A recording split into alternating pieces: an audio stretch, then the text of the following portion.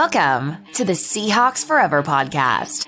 And now, here's your host, Dan Viens. All right, you guys, let's just get right into this, shall we? Hope you brought your cocktails. Cheers to the end of another Seahawks season. And actually another Seahawks winning season. We're all happy, right? The Seahawks beat the Cardinals today in a thriller, 21-20, another come-from-behind win. Another game-winning drive with at least one big-time throw from Geno Smith. And yet, the Seahawks finished 9-8.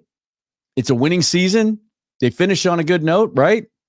You always want to win your last game, even if it's not the Super Bowl, and yet everyone is pissed off. Everyone is pissed off. All the post-game press conferences happening right now. I will react to all of that stuff in a day or two. Certainly want to hear Coach's show on Monday. But here's one reason everybody's mad is because the Green Bay Packers this year did not do us a favor and did not lay down and die against the Chicago Bears at Lambeau Field tonight. Bears couldn't really get anything done on offense. Justin Fields was pretty terrible, and we needed the Bears to beat the Packers in order to get in. And the way it went down was interesting, and we're going to talk about that a little bit later. I'm going to give you my quick thoughts, and then we'll get into some comments because they're already rolling in. And for somebody who started off right off the bat, because I'd promised I'd go live right after the show, and they said, hey, you're late. There's some stuff that needs to be done in order to get this set up. I have to arrange all of my outputs and build a graphic and set up the YouTube live stream and all of that stuff. So, yeah, that takes a little bit of time. So the Seahawks win 21-20 with a Matt Prater missed field goal to end it to preserve the win.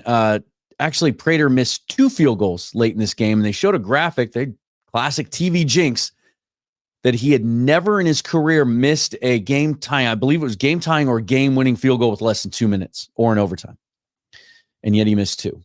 A 50-yarder, I believe. Final score 21-20. Thrilling last drive for the Seahawks. Beautiful, brilliant touchdown pass from Geno Smith to Tyler Lockett. Nice to see. Tyler had another big gain in this game. We'll talk a lot about his potential future in the coming days and weeks. And then instead of going for the tie, which is a very Pete Carroll thing to do, they went for 2. And here's what I want to say about that. I mentioned the timeline. There was about 3 or 4 minutes left in the Seahawks game when the Green Bay game went final. So they knew they were out. They knew they were eliminated. And to their credit, I just want to get this out of the way. To their credit, once they knew, and they knew, the folks in Arizona that run the game day programs in that stadium made sure that everybody knew that the Packers had beaten the Bears and eliminated the Seahawks from the playoffs. Showed it on the big screen, made a big deal out of it. So the players all knew, as if they wouldn't have been peeking at the scoreboard anyway. And yet they didn't lay down and die when things at that moment, things looked really bleak. Because over the course of this game I tweeted out about midway through the second half in this game, it felt very much to me like week 1 against the Rams. Well, the Seahawks in the first half looked like the better team. Only had the 1-score lead at halftime, up 8, I believe. Let's pull up some of those box scores. And looked like the better team and had made some improvements. James Conner had 55 yards rushing at the half, but they were containing him. Things looked better up front. They forced a couple of punts. They were able to move the ball at times. And then they came out in the second half, and it looked like Arizona made the better adjustments, and the Seahawks didn't, and really started to shut us down on defense. And what frustrated me about the game plan offensively in the second half is it almost was like Shane Waldron conceded to what the Cardinals were doing, because they just stopped throwing the football downfield. Everything was sideline to sideline. They tried to run the ball a ton, and then there were lots of little bubble screens and sideline throws to tight ends and things like that. They just didn't try to push the ball downfield. Geno's numbers today, not dynamic. 16 out of 28 for 189 yards, 2 touchdowns, no picks. He had one that was close, but it bounced off the ground. But it was tipped in the air, and it was a ball that you could argue that DK should have caught. Finished with a 101 passer rating. Kyler Murray in this game, 22 out of 30, very, very efficient. Just the 1 touchdown, 262 yards passing. Geno didn't take any sacks today, but running the football once again, second half really got going. At one point with a couple of minutes left, and I'll have to see what the final numbers were, the Cardinals were averaging 7.5 yards per carry. It was up to almost 8, and then Connor had a 1-yard loss, and it brought it down to like 7.6. They made a big point of it on the telecast. James Conner breaks 1,000 yards rushing for the season for the first time in his career, finishes with 27 carries, 150 yards. See, this is what Pittsburgh did to us last week. This is what any team facing the Seahawks in their current incarnation is going to do. They're just going to keep running the football. Seattle, Pete once again vowed to run it more, and they did, not a lot more. Kenneth Walker, 17 carries, 78 yards, a 4.6 average. Zach Charbonnet had 5 touches, which is 1 more than he had in the last 2 games combined. 5 carries for 32 yards. He was in there quite a bit on that game-winning drive. Just to go over some of the other numbers, Tyler had 2 catches, the long one of 37 for a big first down, and then the touchdown. Will Dissly with a couple of big catches, and in this one he had 3 for 46.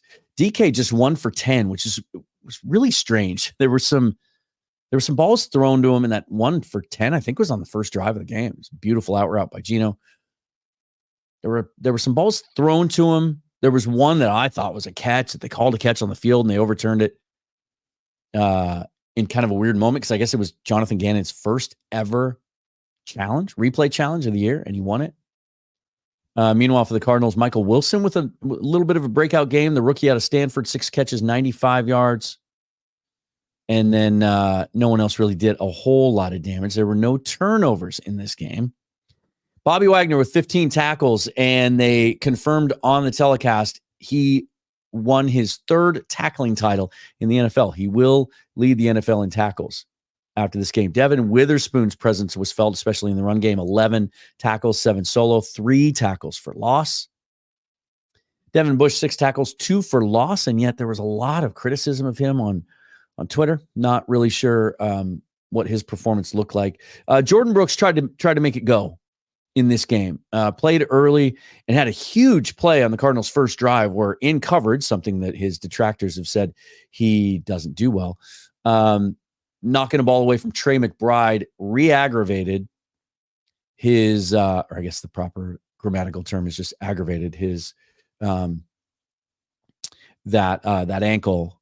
Tried to come back and play through it, but just really wasn't able to go throughout much of the second half. DK may have gotten banged up, had to leave a couple times, was out for portions of the second half, although he was in, I think, on the 2-point conversion, which was also to Tyler Lockett. But my point earlier is, once they realized they were eliminated, up until that point in the second half, they just started getting gashed in the run game. In the first half, they were able to control it. In the second half, it looked like the Pittsburgh game. It wasn't just the tackling that was bad. That's been a problem all year. It was just massive holes. Like yards. It'd be interesting to see the numbers of yards before contact in this game. And then, James Conner looking reborn this year. I mean, I remember his days in Pittsburgh, and he's always been a little injury prone. Never really thought he was as physical of a back as he showed this week, and actually last week too. He had an outstanding performance then, and that really stood out to me as well. So the Seahawks sweep the Cardinals on the season. The Cardinals finished 4-13. So the Seahawks managed to go 2-4 in their division. Of course, getting swept by the 49ers and the Rams. Let's just get to the big storylines, because this isn't the type of game where we're going to break down stats. The big storyline is people want change. There were 2. I did more texting, conversing, debating on Twitter throughout this game at Seahawks Forever than I've ever done. Spent more time talking about big picture issues than the game itself. And ended up blocking more people than I have ever blocked before in one given day, for sure. And here's my rule on that. If you're ever interested in engaging in debate with me, and those of you that have followed me for a while or even watched the show, probably know this about me. I get emotional sometimes, but for the most part, I consider myself a pretty thoughtful guy who tries to be rational, tries to see the big picture, and tries to see things through other people's eyes. Whereas I think that's a blind spot that a lot of fans have. They see what they want to see. They make a decision. You can't move them off of that. And then they want to force their desires and beliefs into the big picture, right? And the big one, of course, is Pete Carroll. It's time for a change. That this just isn't working. That the defense in particular is the symptom that really amplifies what the problem is. He's gone through multiple defensive coordinators in the last 7 or 8 years. And yet he's tweaked the scheme, and yet things don't get better. They've thrown resources, draft picks and free agent signings at the defense, trades, and yet it's not getting better. And you can make the argument, I talked about it earlier in the week, that this defense is worse than the one last year when they promised changes and made all these moves with the intent of accomplishing change. And yes, yet it's bad. It's bad. They were going into this game. They were 29th in most major categories. They may finish 30, 31st. You can make the argument they ended the season with the worst defense in the league, with a bunch of high draft picks and high paid guys. Here's just a random thought. I remember when Mike Holmgren had come back to Seattle. He was doing a lot of radio after his days even in Cleveland, when he failed as a GM for the second time. And he was reflecting back on his days in Seattle, and he was asked if he would do anything differently in how he built out the roster. And this has always stuck with me. He said, absolutely. I would have done it completely the opposite of the way I did.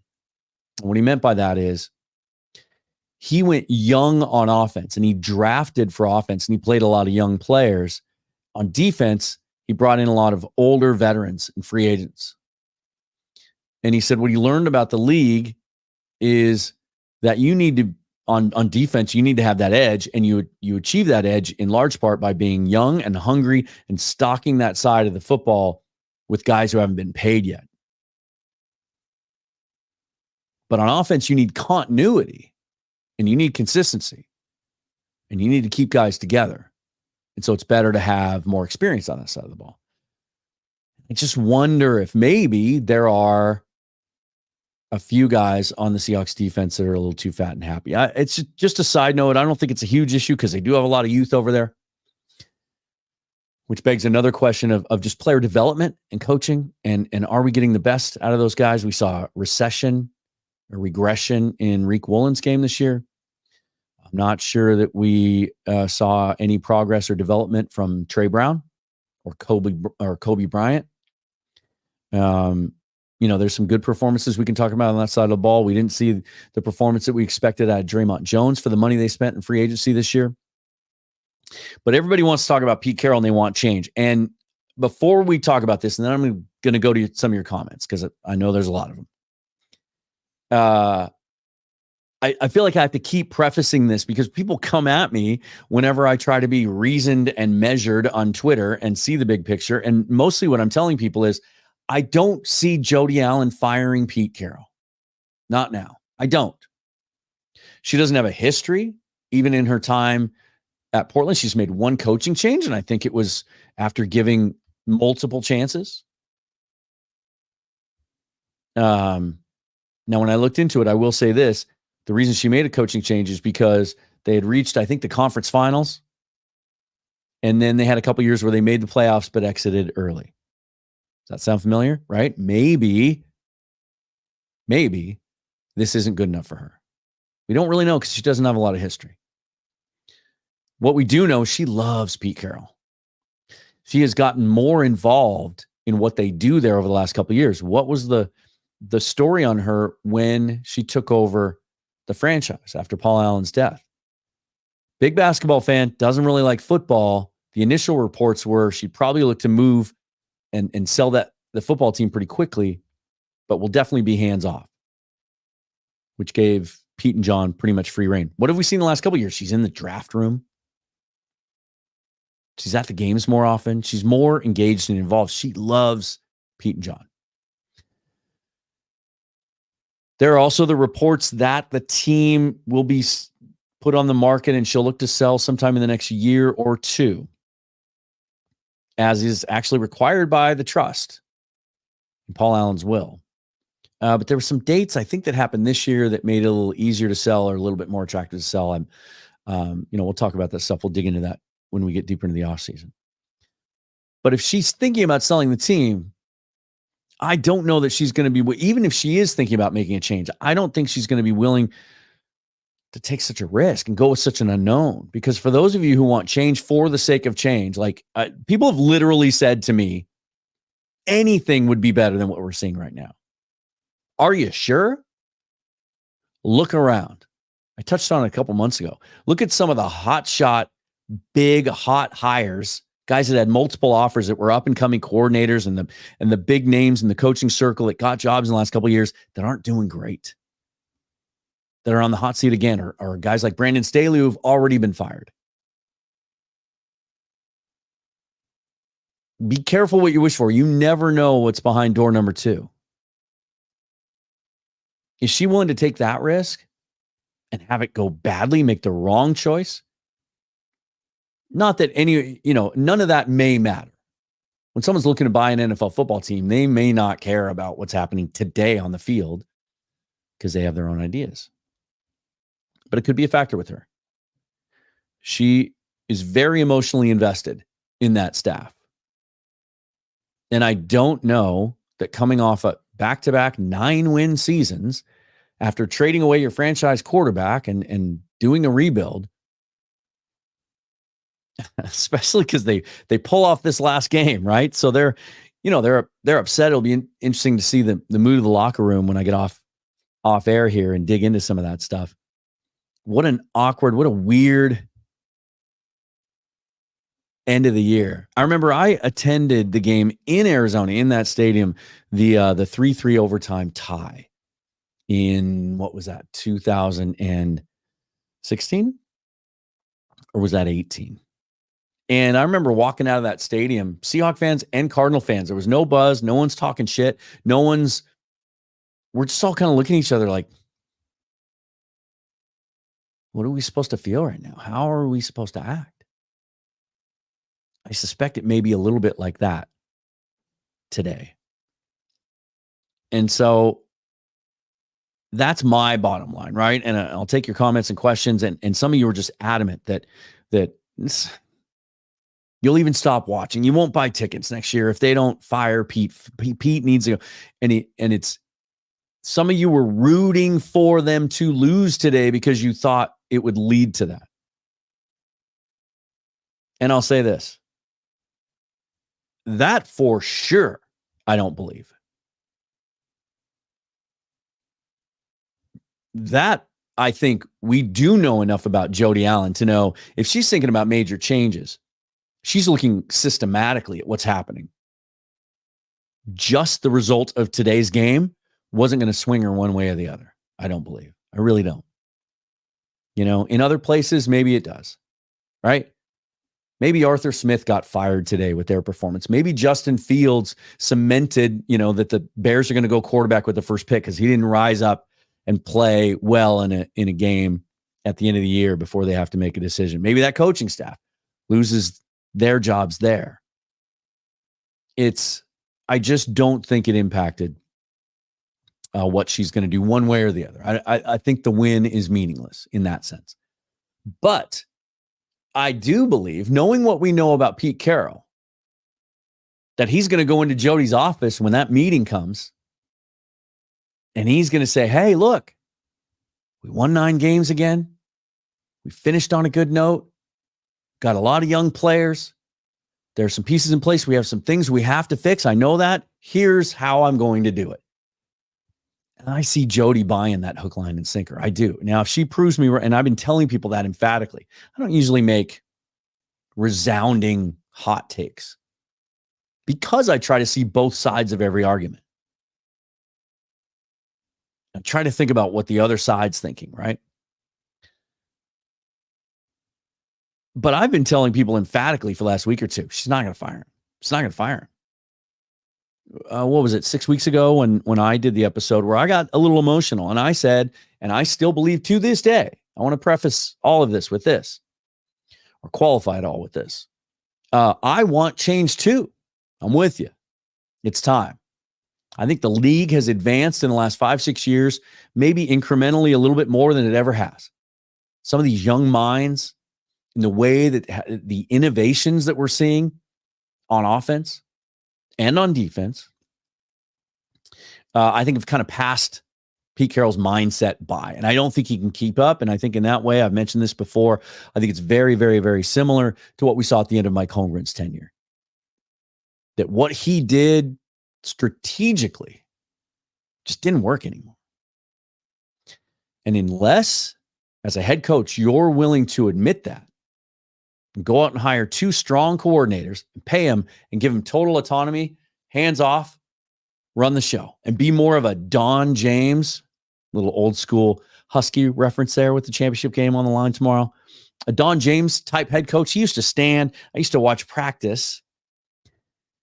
Got to attend one practice on the field when I was playing high school football, and he stood in a tower with a clipboard like this. Check. Check, check, while all his assistant coaches actually ran the show. It was like a CEO type of head coach. I don't think there are any of those anymore in football. And I certainly don't think Pete's willing to do that. I don't think he can help himself. He wants to meddle. He wants to be hands-on. Which is why it's appropriate to make him accountable for what's happened on defense. Because even though he says Clint Hurt calls the plays, Ken Norton Jr. called the plays, it's his defense. Chris Richard called the plays. It was his defense. He made a lot of money for Dan Quinn and Gus Bradley, got them head coaching jobs. But it was mostly like Pete had to approve everything they were doing. He was going to win those arguments if those guys wanted to do something that went against Pete's core principles. So he should be accountable for it. I don't think Jody Allen's going to fire him. I do think Clint Hurt's gone. I think that's what Pete's going to have to offer up as a solution. Because I don't think they have the ammo this year to go out and add bodies and be able to make the argument that just, see, we've added a couple of butt kickers. That's going to make us better. Because I think the talent is better on this roster than it's been the last couple of years defensively, and yet they're worse in their performance. And that's on the coaches, that's on the scheme, that's on the execution of that. So I do think that'll happen. I think Shane Waldron's job is safe. The other discussion is Geno Smith. I'm tired of having it. Really, really, really tired of having it. There's still some of you that want us. And okay, let me just say, because I got to call myself out on this. 2 months ago, I did a show, did a mock draft with Michael Thompson, said we have to take a quarterback in the first round. It's time. Since that time, since week 7, Geno's been a top 10 quarterback. Very, very, very good. Good enough to win with, not the problem. If you think Geno's the problem, and many of you still do, and you cannot be convinced otherwise, then you're just wrong. Sorry, you're just wrong. He's not the problem. Unless he can play both ways, stop the run, and cover, he's good enough to win with. I'd love to see what Geno Smith can do on a team with a top 15 defense, a league average defense, and a little bit better running game. Love to see what he can do. He got better when all of you were saying, not all of you, but those of you on the side of got to get rid of Geno. Didn't play great up through kind of the Cincinnati game, right? When I even ripped him to shreds, did a all 22 breakdown. There was an argument to be made that he regressed, that the league figured him out, that he kind of wasn't a secret anymore. He's gotten better since week 7 in every category. It's been really good. Seahawks don't win that game today without him. They're not in the game last week without him. And he's the biggest reason that they won 9 games. If you don't believe that, you're just wrong. And so to think that we're going to use our first round pick on a quarterback this year and not pick again until the 3rd round when we need to address right tackle, left guard, maybe right guard, defensive tackle, edge, linebacker, maybe 2 linebackers, safety, tight end, maybe another receiver. We need to address all that after the 3rd round because you're going to take a quarterback who's then just going to sit because he's not going to beat out Geno.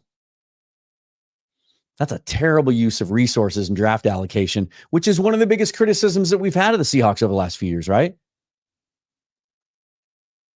So that's a discussion I know we're going to have all offseason. I'm going to look at quarterbacks because I want like crazy. I will stand here and pound my desk for the next 5 months that if they don't come out of this draft with a quarterback, they have failed, but not in the first round.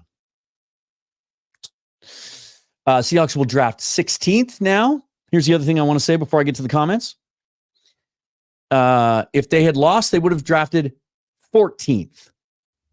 That's the difference. And some of you wanted them to lose today for draft pick positioning because those 2 spots are going to make such a big difference. In a draft that we've already heard lacks blue chip talent at the top. So it's conceivable that the Seahawks are going to be right at that ledge where there aren't 16 first round grades. And then you know what we'll do, and we'll talk about moving down from there and all of that. If you're new to the channel, stay tuned, buckle up, because this is when it gets good. I kind of, in a sick, twisted way, enjoy the offseason more than the regular season. The regular season is very routine. What happened last game? What's going to happen this game? What's going on with the roster? Overreactions. The offseason is what really, really, really gives me goosebumps. Digging into the draft, studying prospects, doing mock drafts, talking about different scenarios, considering all avenues, free agency, coaching changes, all of that stuff. Absolutely love that stuff. There will be more guests in the offseason and more interviews in the offseason. Before I get to your comments, if you're watching this on YouTube, hit that like button. Please subscribe to the channel. Best way to support the show. If you listen on audio, it's on all of the audio platforms, but you can subscribe through Spotify and listen to episodes ad-free for just 99 cents a month. That'll be going up at some point. I'll be doing some audio-only episodes that will only be available to my subscribers. But for now, it's just 99 cents a month to get in on that. And also, link in the description if you want to buy me a coffee or a beer. All right, let's get over. I hesitate. I'm a little afraid to open these comments, but let's go.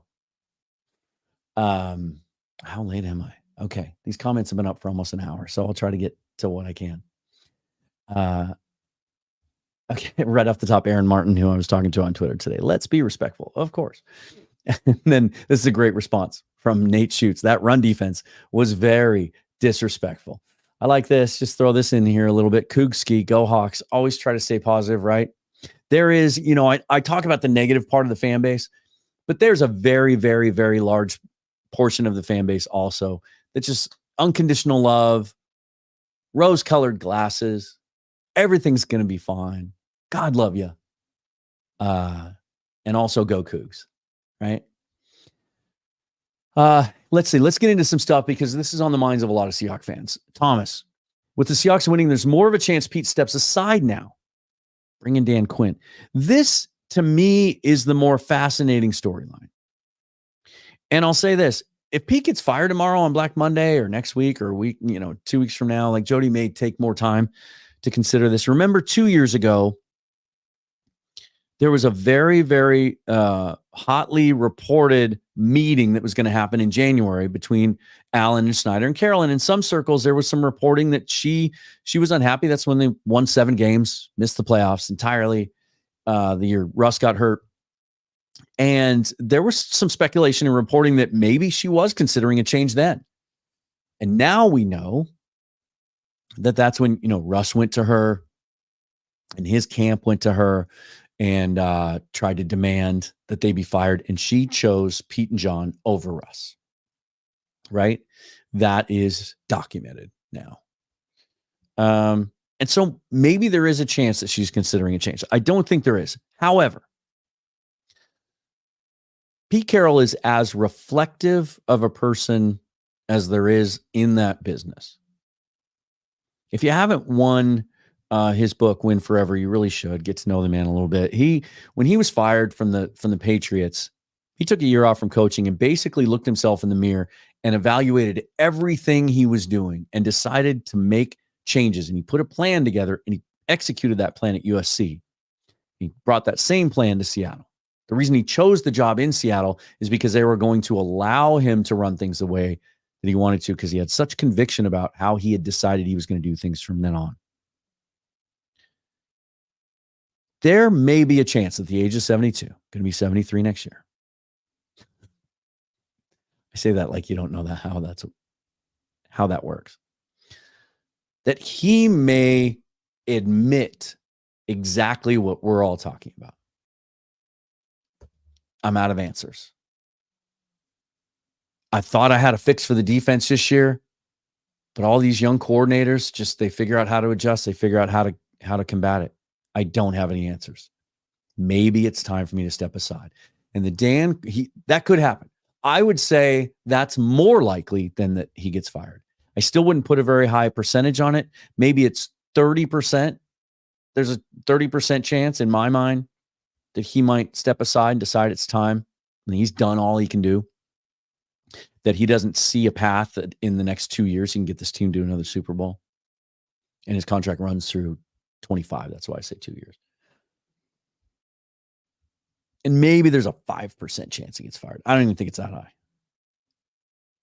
If I'm wrong, I'll come on here and eat crow and we'll talk about it ad nauseum. But that's where I would place those odds. Dan Quinn's an interesting one. We know that Pete Carroll and Dan Quinn are very, very close. Dan Quinn had opportunities to be a head coach last year. He went back to Dallas as DC again. Some believe because he might have thought that McCarthy would get fired there. Certainly that's not going to happen now. But there was also speculation that he loves this organization. They love him. And that he's waiting for this to happen. So there is a pie in the sky kind of idea out there that maybe Pete, knowing he can hand it off to someone that he loves and trusts with his baby, right? That's a move that can be made. Now, some of you think that Dan Quinn would be the worst idea ever. I'm not going to get into details now, but I think you could do a lot worse than Dan Quinn. I think there's a long history in the NFL of coaches who get fired once and come back and succeed because they learn and they have better situations. I don't think Atlanta had a very good GM when he was there. It took him to a Super Bowl, and then the roster just didn't really support him. He was never able to build the kind of defense that he has proven he can run since then, because they never really got him a pass rush there, and they just lacked in some areas. Bill Belichick was fired. Pete Carroll was fired before, twice. But that's a conversation for another day. It is something to watch. Thomas, dream scenario. Pete stays as vice president to keep the culture of the team and then lets John Schneider and Dan Quinn do their thing. Same kind of piggybacking on that last idea. This is something I've talked with friends and other podcasters and reporters about for quite a while now. That if Pete decides to step aside, I still think he'd be involved in the organization in some role. And maybe that would be the move. I don't know. We'll see. Okay, here we go. Vashon King. Anyone supporting Pete doesn't understand or know football. Hiring yes men, soft zones, and his sugarcoating bullshit speeches not working anymore. You might be right about the second part of that. And I said it today on Twitter. I said there's a conversation to be had about whether or not this positive culture that Pete has built that draws players to it, makes them want to come back to when they leave, makes them want to come to as free agents, maybe doesn't provide that edge that you need to win in the NFL today. because they're a little too comfortable. The first part of that comment, though, get out of here with that.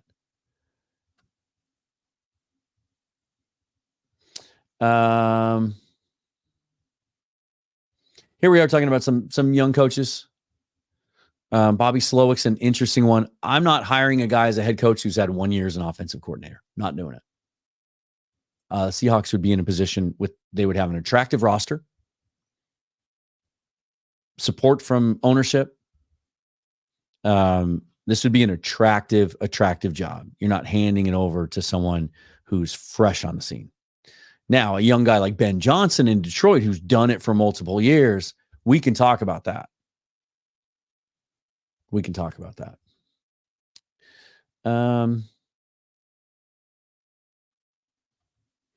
we go, Thomas again. Not against that at all. I just find with the culture Pete has made here in Seattle, it's really hard to bring a new face in that's not familiar with everything.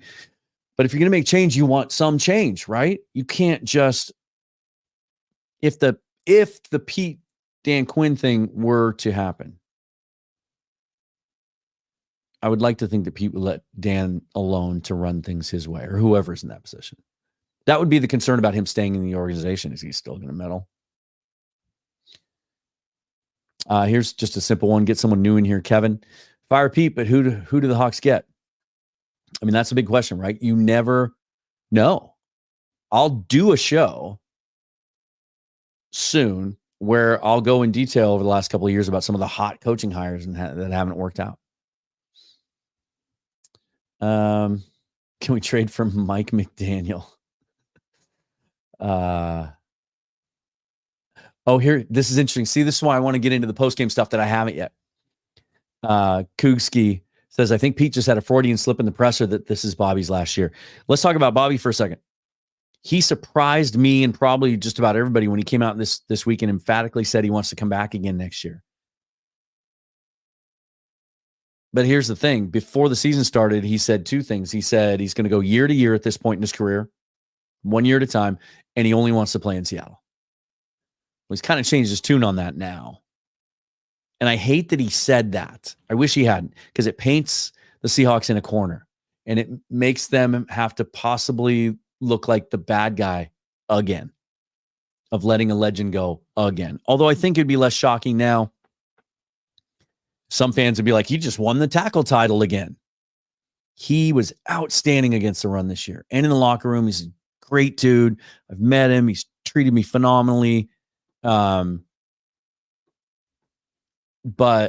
teams do continue to pick on him a little bit in pass coverage. Look, I'm fine with bringing Bobby back at the right number and at the right agreed upon role. I don't want to think about him being an every down player again next year. He has a role. He was effective. He was Russ the passer as good as he ever has in his career. Those numbers are outstanding. And against the run, very, very, very good. There's a question about whether you're going to bring Jordan Brooks back. And if that happens, would he be better suited to Mike? And then you go out and you get a weak side linebacker that can cover better. Those are all X and O things we're going to talk about as we get into the offseason. But the Bobby thing is fascinating. I can't wait to get to Pete's postgame press conference, and I'll react to that and his coach's show tomorrow. Let's see. Brucey Bonus. Carroll's record as team's head coach was 136, 89-1, making him the most successful head coach in Seahawks history. The team made it to the playoffs 10 times. 2010. Okay. Yeah. He's a legend. And he got us our first and only Super Bowl championship, right? He's a legend. That's what's going to make it so tough. And that's why I do think I just don't see Jody doing it. If she does, it needs to be done right. It shouldn't be Black Monday tomorrow. You wake up in the morning, Adam Schefter's got all of the coaches that are fired, probably 5 or 6 of them, and Pete Carroll's one of them. I don't want it to go down that way, if it happens at all. Here Thomas said Carroll just said he expects to be back next year. Of course he does. I expect him to be back too. And that's why I have changed my approach. If you do follow me on Twitter, @Seahawks Forever, I'm already starting to do mock drafts, even though I don't really know the class that well. I'm just getting to know it little by little. And a couple things to keep in mind when you see my mock draft classes. For the most part, sometimes I'm familiar with the player or I'm going off what someone else tells me. For the most part, I'm just kind of trying to slot in based on rankings that I see out there the right idea. Okay, this would be a good spot for a tight end. This would be a good spot for guard. Don't know yet if that's the guard I like. That'll tighten up as we get closer to the draft. But I have changed my approach to that because I expect him back. And I think the goal is going to be to fix the defense, shore up the offensive line, and run with what we have. And honestly, I think that's the right approach. If you're getting a new coach, all bets are off. Everything's on the table. And maybe then going with a young quarterback would make more sense. Those two things need to go hand in hand, I think. Pete talking in his post-game press conference about how hard they practice rushing on field goal attempts, taking pride in how aggressive they are. I will say this. After it was announced in the stadium that they were eliminated from the playoffs, they didn't give up. They played hard. There were some big hits on that last drive to where they stopped and slowed down Arizona. Like, they didn't give a damn. Well, they did. But what I mean to say is not making the playoffs didn't discourage them from wanting to leave that field with a win. And I was impressed by that. What I don't like is that they suddenly got aggressive on offense, threw the ball down the field, went for it on two, went for two. I'd like to see that more often throughout the game, be the aggressor instead of waiting until it's desperate times. Thank God we didn't make the playoffs. It would have been embarrassing. Thank you, Flick of the Switch. This is a topic I would like to discuss. I hate the use of the word embarrassing. Have you ever played professional football? I haven't, but I've been around dudes and I've covered it and I've been on the sideline. It is never embarrassing to lose a game in the NFL. Sitting on your couch saying those players should be embarrassed just because they didn't play well. When you have a bad day at work, would it be fair to call you out as being an embarrassment? I hate that word. Let's see. This is interesting. The Pete Carroll playbook, Robert Charles, is clear. Stay within reach no matter how bad our execution is, and then take it down the field at the end of the game with the defense in prevent mode, which does nothing. I think this applies to offense too, and it's what I was just touching on. It's one of my biggest pet peeves with Pete. The whole you can't win the game in the first quarter thing. Yes, you absolutely can.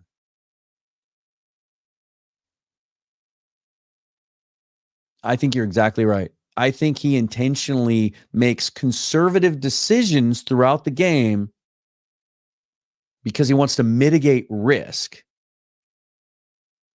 But then when it's a close game at the end, now the gloves come off, and that's why we've been so successful moving the ball down the field, because we have the pieces in place to do so. We have a quarterback that can throw the ball down the field. We have outstanding wide receivers, a couple of good running backs. That's one of the reasons I want change. It's because I want some more of that aggression. I want creativity. I want to go into a game where I don't know the defensive game plan. And I see something new and it works. It drives me crazy that we just see the same damn thing every single week. I got to call you on this one though. Flick of the Switch. Pete raising his arms in celebration at the end of the game is a joke. You got to celebrate a win, man. Again, I'll say it. Have you played football? Those guys get wrecked. Absolutely wrecked. They're putting their bodies and lives on the line every day. It's a long season, and they have to put up with crap like this. Constantly scrutinized and criticized for playing their hearts out. So you win a game against a rival that you pull out at the end when everything's against you, everything's falling apart. Hell yes, you raise your arms. Hell yes. Get out of here with that.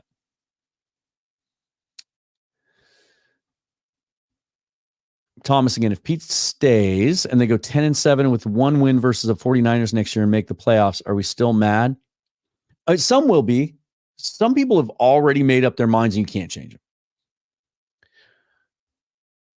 And that's not unique to see a Seattle or Seahawks fans. It happens in every sport, every fan base, everywhere. We get spoiled and we want what others have and we want to win. And because it's become such a chest pounding, tribalistic thing, my team's better than yours, so I'm better than you. That's the culture we live in because we can get on social media, we can talk shit. It's not why I enjoy sports, but I get it. I understand that that's why so many people have that mentality. So there are some that will never be happy until they get their way, which is new coach. And then if that's not successful, they'll find a reason to bitch about that too. But yeah, I think the reasonable part of the fan base, the thoughtful part of the fan base, and most of the fan base would say, hey, we saw improvement and we made up ground with the 49ers. Now, where do we go from here? So I guess that my answer to that's yes and no. Some are always going to be mad. And then you have people like this. Adam, Pete Carroll's my ride or die.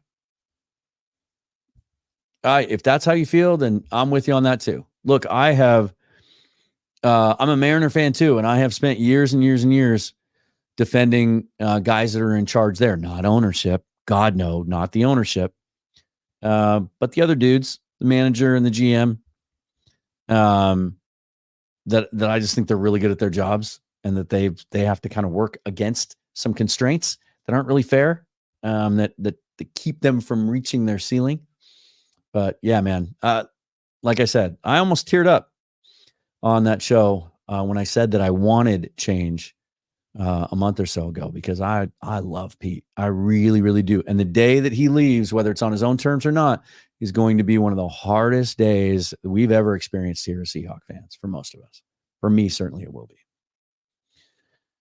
Let's see. Mark Mason says, it's bad when you live in Phoenix and you have no desire to go to the game. I feel you on that one. Coming out of the Pittsburgh game last week, I thought we're not beating that Cardinals team. They're playing pretty well. They're putting some things together. James Conner's running it down people's throats. And Kyler looks pretty good. I think he saved his job there. I didn't think they had a chance today. As the week went on, I started to talk myself into it. But yeah, I get it, man. I get it. Seahawks punter John Ryan just tweeted how disappointed he is issuing a pic of the guy smoking cigars in the room after the game. Is that true? Now, that's different than raising your arms at the end of a game, right? I got a little heated about that a couple minutes ago. You celebrate the win, but yeah, that is not cool. That indicates to me not a loser mentality. Well, maybe a mediocre mentality. You're satisfied with mediocrity. Somebody said earlier, if you follow him on Twitter, Hustle Chilton said right after the game that he was very optimistic. And he said, this feels like 2012 to me, when you knew after that Atlanta playoff loss that we were on the verge of something. Now, a lot of us said we felt that last year. But what's the big storyline that gets talked about now over and over again about after that game is Russell Wilson's demeanor and attitude and going up to Pete Carroll and saying, we're not losing this game next year. We're getting it done. This is just the beginning. Next year starts now. That's what I would hope the mentality is in the locker room right now. If they're smoking cigars, did someone tell them the Bears won? Yeah. Not happy about that. Here's Ryan Wilson. This is a common mentality. This is a common mindset. And so I get it. 9-8 and no playoffs isn't a winning season. Why is that some standard the fans think is good? It literally is. It literally is winning more games than you lose. And they finished 16th out of 32, which means they're better than half the teams in the league. It's this mentality that if you're not the Super Bowl champion, it's better to be 0-17. Because then you have a shot at Caleb Williams or whatever, and that might make you suddenly good. Hate that mentality, man. Hate it. Just hate it. I mean, we can talk for hours about how again, we look for what we can find to confirm our priors, right? And the skeptics that just want chaos and want to blow it all up and change it are going to point to, they're going to say, well, we barely beat the Cardinals today. We barely beat the Commanders, who stink. True. A couple of our wins came against some of the worst teams in the league. We beat up on the Giants. They're terrible. What's another one we can point to? What's another close game that I don't know. I don't have the schedule in front of me, but you can go through it and you can make an argument. I could also tell you we're a play away from beating the Bengals and should have beat that game. If the Geno Smith, who we saw from week 7 until today, showed up for that game, we win that game. Field goal away from beating the Rams in the second game. Should have won that game. Right? Now you're 11-5. Do you want to tear it down then? Does everything suck then? Like, you're one play away from winning those 2 games. And what did I tweet out earlier today? So they have 8 losses. 6 of them are to playoff teams. 6 of them are to playoff teams. Somebody tried to tell me today that they've lost a bunch of games to teams they should have beat. Most of their losses were to playoff teams. Let's see. Yeah, Thomas, Geno isn't the problem. It's the trenches. Boy, isn't that the truth. But here's the thing, though. I think a better coach can scheme a good defense out of what they have on hand right now. I think the pieces are in place. If you bring back Leonard Williams, you get a healthy Mike Morris. Saw some cool things. It'll be interesting to watch the All-22 out of Cam Young and even Austin Thielu. We saw some Matt Gotel today. At first, I thought 64 was Gotel, but it was Thielu. He was in there. Finally got to play at the end of the year. I think a better coach can get better results out of that with a better scheme and a better approach. I think you play more man because that suits Witherspoon and Reek. I think you blitz more. You disguise things more. You go back to 2 gapping where you're plugging running lanes up instead of trying to penetrate and shooting your wad and watching guys run by you. So I don't think you need to sell out and have wholesale changes again. You need to add a guy. And there's some dudes that I love. Unfortunately, they're probably gone by pick 16 in the first round. It's a thin top of the draft. And we don't have a second rounder, so you might lose out on some guys there too. It's imperative they bring Leonard Williams back. Let's see. This was a common sentiment that I saw throughout the day. As soon as Chicago lost, I wanted the Hawks to lose a game. I'm happy for Tyler's performance today, but they generally don't deserve a win. And the circumstances on the sideline was like 30 years ago when Rick Meyer was eating hot dogs with Eugene Robinson. Rick Meyer never gave a shit anyway. It's one of the things I hate about him. He could throw a pick 6, or a game-winning touchdown and had the same mopey expression on his face. Give me Brock Bowers. That's who you're taking with you. First of all, he's not going to last till 16. He's a top 10 pick. Second of all, that does nothing to move the needle on your roster right now. And you don't pick again until the 3rd round? No, thanks. This is an absolutely dumb mentality. Of course they care about winning. They're trying to win. They're going to do everything they can. They may not go about it the right way, but they're trying to win. They just do this for their jobs. You're wrong. I can tell you, like, I've personally talked to people in that front office, and they care desperately about winning and about being successful at their job. New subscriber, Motive. Thank you.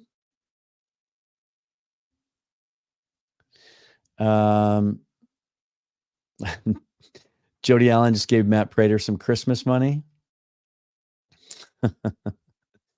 Cam Chancellor for new DC. Yeah. Pete didn't sound like he's going. Divine Comedy. I think we've kind of covered most of the big topics here. Now, this is an interesting one that's going to be a big storyline this offseason. Ross Hannum. Brooks is the type of good, not great player that we can't overpay to keep. This is a fascinating point. I was talking to Michael Thompson about this today. He asked me, do you think Brooks is a blue chip player? And I don't. He's not a blue chip. He's not an all pro. He's not, but I think consequently, he's not going to be able to command, excuse me, I gotta take a little drink here. My throat's dry.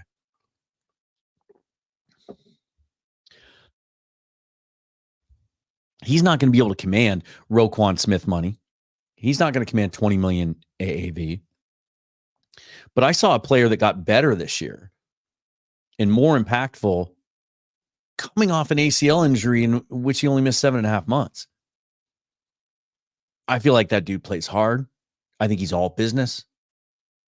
He's the kind of guy you want in your locker room. I think he's the heir apparent to Bobby at Mike, and they move him back there again. And then you go draft a weak side linebacker that can run and cover. That's my dream. I think the Seahawks want him badly. I think they would have exercised his 5th-year option if he hadn't hurt his knee. And I think you saw without him in the second half of today's game and during the Pittsburgh game how much difference it made not having him out there. So if he likes it here and he's motivated to stay, I think they get a deal done. I really do. And I think they get a deal done with him and Williams. There's a way to do it. I was playing around with the cap calculator today. There's multiple ways to do it. I think it's imperative. But player and team, and this is the case with any contract negotiation, have to agree on value. This might be a situation where they don't want to risk giving him the franchise tag because that would be too much. He'd probably take it. But where they let him explore the market and they put an offer out there for him and they say, hey, give us a chance to match. They've done that with other players before and they end up coming back. Nobody in the league knows the market better than John Schneider. He's made these kinds of risks before and it's paid off. I could see that happening in this scenario. Thomas Cox, so you're willing to see another 9-8 season and the defense is worse than it actually is. How many more coordinators does Pete need to hire to show that Pete isn't the guy anymore? I get what you're saying. I understand. But I call this type of statement the crystal ball approach. That you're so anti-Pete that you're just sure that no matter what happens between now and August, they're going to go 9-8 again next year. There's no hope to be better. Maybe you're right, but I don't think that's the way life works. It's just not. And, oh, by the way, didn't you watch earlier and also in the last 10 shows I've done where I said I want a coaching change? I don't think there's going to be one. And so my passion is trying to run through scenarios and trying to figure out how to make the best of what we have right now based on what we know. And that's what I try to present to you as well. Kukski again. I get a sense it may be wrong, but that QB and wide receiver are going to be heavily taken in the top 50 picks, and there's going to be tremendous value in day 2 at our need positions. You could absolutely be right. This is a very, very dynamic quarterback draft. And the Seahawks might be really well positioned at 16 if they don't want to take a quarterback, and they very may well fall in love with one of those guys. And best player available, no matter what, right? There are those who believe that if Anthony Richardson had fallen one more spot last year, they would have taken him because they had him that high on their board. They had him above Devin Witherspoon. They would have taken him and just let him sit. If they fall in love with Michael Penix or J.J. McCarthy, if he declares, or Bo Nix, kind of that middle of the first round group, we'll see where Jaden Daniels fits in all of that. If they fall in love with one of those guys, they might not be able to resist taking him. But if they decide there's a better route to getting where they want to get to, then 16 might kind of be that ledge again where somebody wants to move up and give them a second rounder, a third rounder, and recoup some of what they lost for Leonard Williams. And then you can go after some of those defensive tackles. Guys like Sweat out of Texas, Michael Hall from Ohio State. Some of those guys are going to fall today too. It's a fascinating sense. I think everything I've learned about this draft to this point is, as soon as I saw it was 16, my immediate thought was 5 months away from the draft, I'm calling my shot, we're trading down. Like, it just makes all the sense in the world. Because what you see, if you look at big boards now, and a lot's going to change when we get through the combine and everything else, things will tighten up and we'll get more of a consensus. But what you're seeing right now, if you play around with some mock drafts, is in that 16 to 20 to 25 range. You get a lot of corners, a lot of receivers. The top DTs are gone. The top offensive tackles are usually gone. Although, spoiler alert, that's kind of my favorite pick right now. He's one of those stud mauler right tackles. We'll talk about that more. What about Abe Lucas? We'll talk about that. We'll get into that. Yeah, fascinating.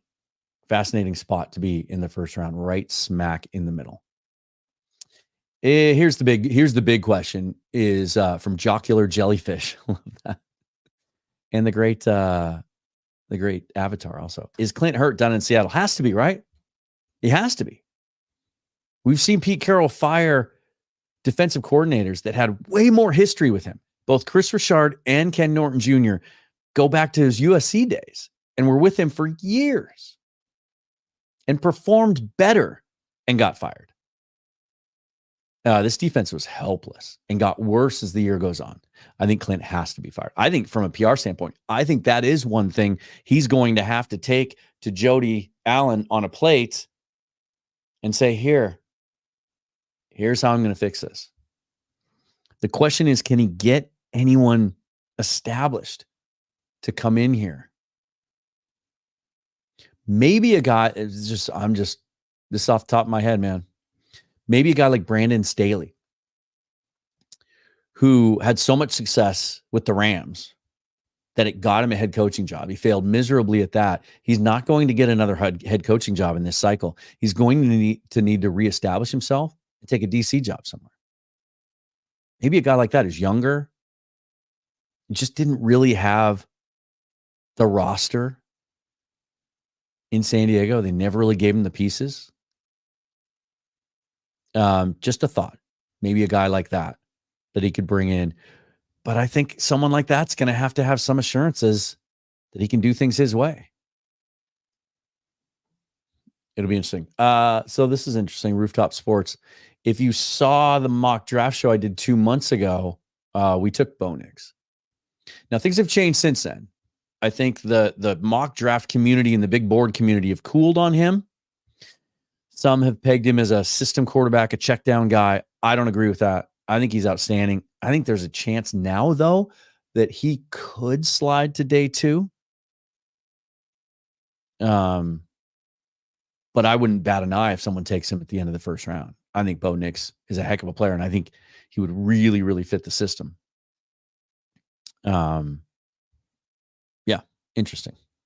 I'm going to be spending a lot of time the next couple of months studying mid-round guys. I was looking at Michael Pratt from Tulane the other day, my guy Cam Ward from WSU, now that he's declared, Sam Hartman from Notre Dame, some of those 4th, 5th, 6th round guys that have played a lot of football, right? The Brock Purdy method of success. Lots of starts under their belt, lots of football, experienced, don't turn the ball over, accurate, good enough arm. I was watching some Jordan Travis tape last night. Depending on what the medicals come back and how's his leg, when he's going to be, when is he going to be available? Is he a red shirt kind of a guy as a rookie? I'm going to be studying those guys a lot because I think it's more likely that that's the route that they'll go.